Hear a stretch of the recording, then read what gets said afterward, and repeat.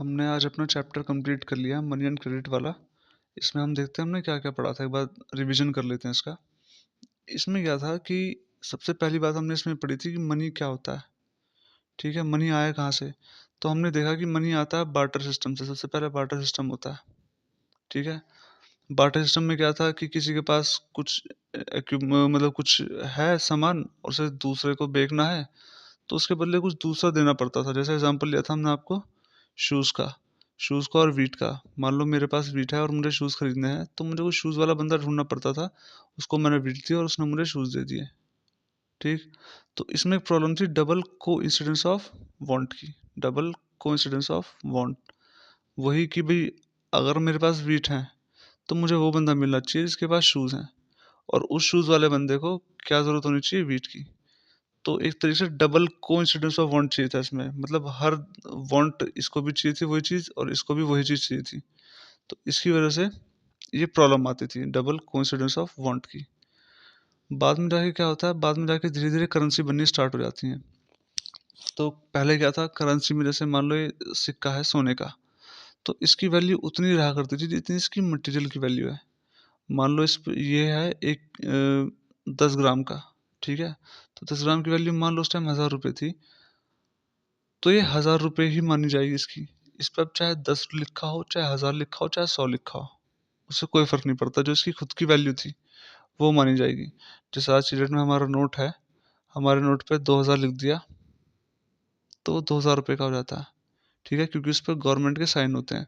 लेकिन अगर गवर्नमेंट के साइन उससे हटा दिए जाएं तो इसका कोई मतलब नहीं बैठता, क्योंकि उसकी खुद की तो वैल्यू कोई है नहीं। तुम नोट को बेचने निकलो जिसको गवर्नमेंट नहीं मानती, तो उसे क्या मिलेगा? वो कागज़ का टुकड़ा ही तो है एक। ठीक है, तो मटेरियल वैल्यू का पहले काम हुआ करता था। जब मटेरियल वैल्यू खत्म हुई, उसके बाद क्या होना स्टार्ट हुआ? धीरे धीरे करेंसी स्टार्ट हुई हमारी। ये जो हमारे नोट हैं, ठीक है, इनकी खुद की तो कोई वैल्यू नहीं होती, लेकिन जब ये गवर्नमेंट इनको साइन कर देती है, गवर्नमेंट की तरफ से कौन साइन करता है? आरबीआई। आरबीआई नोट इशू करता है गवर्नमेंट की तरफ से भारत में। ठीक है, तो होता क्या है, जब गवर्नमेंट इनको साइन कर देती है, इनको इशू कर देती है, तब जा करके लीगल टेंडर बन जाते हैं, जो मैंने तुम्हें बताया था, और ये नोट चलने लगते हैं। अब चाहे 50 लिखा हो इसमें तो 50 चलेगा, चाहे 2000 लिखा हो तो 2000 का नोट होगा। ठीक है, फिर हम आगे पढ़ते हैं कि भाई ठीक है, हमने नोट बना लिए। अब जैसे मान लो किसी की तनख्वाह 100 रुपये है, तो 50 रुपये उसने खर्च कर लिए, 50 रुपये उसने बचा लिए। पहले ऐसा नहीं था। बार्टर सिस्टम में क्या था कि भाई ये पूरा का पूरा गेहूं है, मान लो पूरी की पूरी स्टोर करके रखने हैं पूरे साल भर। पता नहीं कब क्या खरीदने की जरूरत पड़ जाए, तो मतलब उसे निकालना पड़ता था, गेहूं को बेचना पड़ता था फिर। तो स्टोरेज की बड़ी प्रॉब्लम होती थी। लेकिन जब ये 100 का नोट आराम से हाथ में आ गया, तो अब क्या हुआ कि अब वैल्यू स्टोर करना काफ़ी ईजी हो गया। तो किसी इंसान ने मान लो 50 रुपये खर्च कर दिए, बचे उसके पास 50 रुपये एक्स्ट्रा, तो वो क्या करने लगा, अब धीरे धीरे बैंक सेटअप होते हैं। तो वो जो 50 रुपये तुम्हें एक्स्ट्रा बताए थे मैंने, वो क्या करने लगा, वो उनको ले जा करके बैंक में डिपॉजिट करने लगा। ठीक, बैंक क्या करता है इस पर? बैंक इसको इंटरेस्ट देने लगा। मान लो 4% इंटरेस्ट दे रहा है। अब होता क्या है, बैंक के पास बहुत सारे लोगों का पैसा इकट्ठा हो गया। तुमने 50 रुपये यहाँ पे डाले, आज डाले, तुम परसों चले गए बैंक के पास पैसा लेने के, हाँ भी मेरा पैसा दे दो मुझे, तो बैंक ने तुम्हें तुम्हारा पैसा वापस दे दिया। तो हमने इसको क्या बोला? Demand deposit. अपनी डिमांड के अकॉर्डिंग तुमने जो पैसा बैंक से निकाल लिया उसको हमने बोला डिमांड डिपॉजिट। ठीक है, अब क्या था कि भाई बैंक के पास जैसे पैसा हमने जमा कर दिया, हमारे जैसे बहुत सारे लोगों ने बहुत पैसा जमा कर दिया, तो होता क्या है कि बैंक कुछ जो है अपने पास रख लेता है। जैसे मान लो 50 रुपये थे, तो बैंक कुछ अपने पास रख लेता है और कुछ लोन दे देता है। मान लो 85 रुपये उसने लोन दे दिए एग्जाम्पल के तौर पे, तो होगा क्या, ये लोन का है और ये डिपॉजिट है। ठीक है, तो डिपॉजिट पे तो बैंक हमें इंटरेस्ट देगा, क्योंकि हमारे पैसे बैंक के पास पड़े हैं, तो बैंक हमें इंटरेस्ट दे रहा है 4 रुपये का, मान लो 4% का। लेकिन जो किसी ने लोन लिया है, तो लोन वाले से इंटरेस्ट कितना लेगा वो? मान लो ले रहा है 6% का। लोन पे इंटरेस्ट ज़्यादा लिया जाता है डिपॉजिट से ज़्यादा। ठीक है, तो अब बचे कौन से? 2%। जो 2% है बचे, ये बैंक की क्या हो गई? इनकम। ऐसे बैंक इनकम जनरेट करने लगा। ठीक, नेक्स्ट टॉपिक आता है चेक का।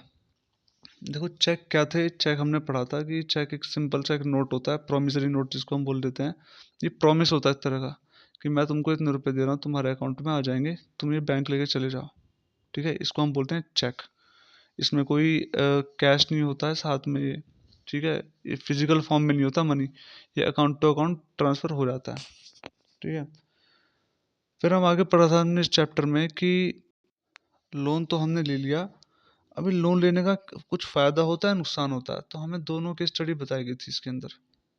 एक फ़ायदा था, ठीक है, एक था प्रॉफिट और एक था लॉस वाला, ठीक है। प्रॉफिट में मैंने तुम्हें बताया था कि एक बंदा होता है जिसकी कैपेसिटी 100 होती है, लेकिन उस पर ऑर्डर आते हैं 200 शूज़ बनाने के, तो जो एक्स्ट्रा 100 शूज़ हैं उसके लिए उसे नई मशीन चाहिए होती है और नई एक्स्ट्रा लेबर चाहिए होती है और एक्स्ट्रा रॉ मटेरियल चाहिए होता है।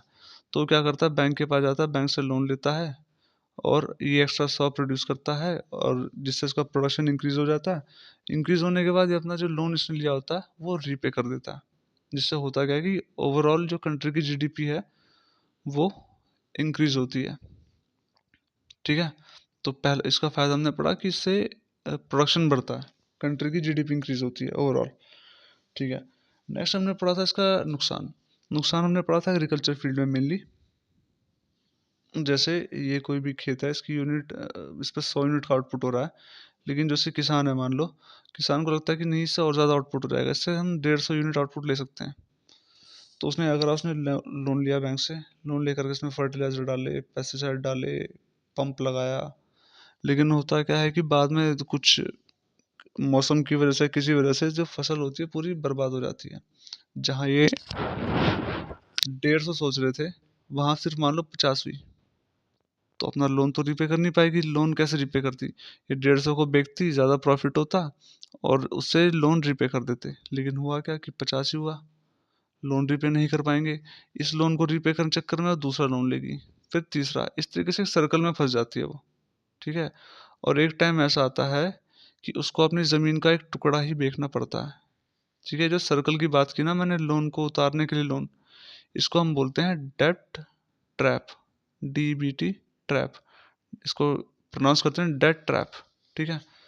तो इसका हमने नुकसान पड़ा कि इंसान डेट ट्रैप में फंस जाता है और उसे अपनी प्रॉपर्टी का कुछ ना कुछ हिस्सा बेचना पड़ जाता है, ठीक है। आगे हमने पढ़ा इसमें कि लोन मिलता तो है, बट लोन मिलने की क्या क्या शर्तें होती हैं, तो हमने इसमें दो चीज़ें पढ़ी। हमने एक तो पढ़ा इसमें कि कोलेटरल चाहिए होता है, कोलेटरल कुछ गिरवी रखने के लिए, ठीक है ना। और दूसरा चाहिए था कि जो हमने पैसा लोन लिया है बैंक से, उसके साथ हम उसको इंटरेस्ट भी दें, और अगर हम इंटरेस्ट और प्रिंसिपल नहीं दे पाते हैं तो बैंक के पास पूरा राइट होता है हमारी प्रॉपर्टी जो हमने कोलेटरल रखा है उसको अपने कब्जे में लेने का, ठीक। नेक्स्ट देखते हैं। नेक्स्ट हमने पढ़ा कि हम लोन ले रहे हैं तो लोन के सोर्सेज क्या हैं। इसके दो सोर्सेज थे, एक था फॉर्मल सेक्टर का, एक था इनफॉर्मल सेक्टर का। फॉर्मल सेक्टर यानी बैंक्स का, इनफॉर्मल सेक्टर यानी फ्रेंड्स रिलेटिव्स या जो मैंने तुम्हें बताया साहूकार जो होते हैं वो, ठीक है। तो फॉर्मल सेक्टर में फ़ायदा क्या था कि सिक्योरिटी होती है, इसमें कोई सिक्योरिटी नहीं होती, ठीक है। इसमें क्या होता है कि फॉर्मल सेक्टर में कि फिक्स्ड होता है सब कुछ, इसमें नॉन फिक्स्ड होता है, मतलब फिक्स नहीं होता कुछ भी। तो इससे क्या होता है, एंड में जाके गरीब इंसान को जो जो भी ले रहा है उससे इनफॉर्मल सेक्टर से कई बार उसे नुकसान उठाना पड़ जाता है, ठीक है। फिर हमने पढ़ा था कि जो भारत में जो लोग हैं अमीर और गरीब वो कौन से सेक्टर से ज़्यादा लेते हैं। तो हमने पढ़ा था कि जो रिच होते हैं और जो होते हैं पुअर, जो रिच हैं वो ज़्यादातर बैंक फॉर्मल सेक्टर से लेते हैं और जो पुअर हैं वो ज़्यादातर इनफॉर्मल सेक्टर से लेते हैं। इसके पीछे रीज़न हमने ये पढ़ा था कि तो रिच जो होते हैं वो एजुकेटेड होते हैं, ये एजुकेटेड नहीं होते, जिसकी वजह से डॉक्यूमेंट्स नहीं बन पाते इनके, ठीक है। सेकंड हमने पढ़ा था बैंक, बैंक इनके आसपास होते हैं लेकिन इनके आसपास बैंक नहीं होते हैं, ठीक है। थर्ड हमने पढ़ा था कि इनके पास कोलेटरल होता है रखने के लिए, लेकिन इनके पास कोलेटरल भी नहीं होता रखने के लिए, तो इसलिए इन्हें घूम फिर करके अपने आसपास के लोगों के पास ही जाना पड़ता है, जिससे इनको इंटरेस्ट रेट भी ज़्यादा देना पड़ता है और कई बार बहुत ज़्यादा इनका शोषण भी होता है, ठीक। नेक्स्ट देखते हैं। नेक्स्ट फिर हम पढ़ते हैं, हमने एक ग्रुप का नाम पढ़ा था जिसको हम बोलते हैं सेल्फ हेल्प ग्रुप्स। ये क्या होते हैं, मैंने बताया था कि 15-20 औरतें मिलती हैं गरीब घर की या जो वेल टू डू फैमिली नहीं है, जिनके पास उतने ज़्यादा रिसोर्सेज नहीं है, वो इकट्ठे होते हैं, महीने के कुछ कुछ पैसा इकट्ठा करते हैं। एग्जाम्पल जैसे 1000 रुपये इकट्ठा करे और आपस में कुछ या तो कुछ उन्होंने छोटा मोटा बिजनेस स्टार्ट कर लिया, ठीक। या फिर इन्होंने सेविंग करनी स्टार्ट कर दी ऐसे। इससे होता क्या है कि बैंक इनको ऑब्जर्व करता है, इनका पिछला डेटा देखता है 2-3 साल का, उसके बाद बिना कोलेटरल के, कोलेटरल फ्री इनको लोन दे देता है। ठीक है, इससे होता क्या है, इससे दो फायदे बताए थे मैंने। एक तो वुमेन एम्पावरमेंट होता है, क्योंकि वुमेन सेव करती है, वुमेन अर्न करके लाती है घर में, तो उसकी फिर रिस्पेक्ट बढ़ती है, सेल्फ डिपेंडेंट होती है। कोई कई बार घर वाले काम नहीं करने दे रहा कुछ, या कुछ ऐसी चीज़ें हैं जो अपनी ख्वाहिशें वो पूरी करना चाहती हैं तो वो कर लेती हैं, क्योंकि अब वो इंडिपेंडेंट है। दूसरा हमने पढ़ा था कि प्लेटफॉर्म प्रोवाइड होता है कुछ सोशल इश्यूज़ को डिस्कस करने के लिए। ये औरतें होती हैं आपस में बातें जब करती हैं, तो अपने यहाँ पर कोई वायलेंस हो रहा है, ठीक है, या न्यूट्रिशन की या हेल्थ की, इनकी बातें आपस में करती हैं, तो इससे एक वुमेन के लिए एक अच्छा एक एनवायरनमेंट डेवलप हो जाता है। ठीक, ये सब था जो हमने इस चैप्टर में पढ़ा था।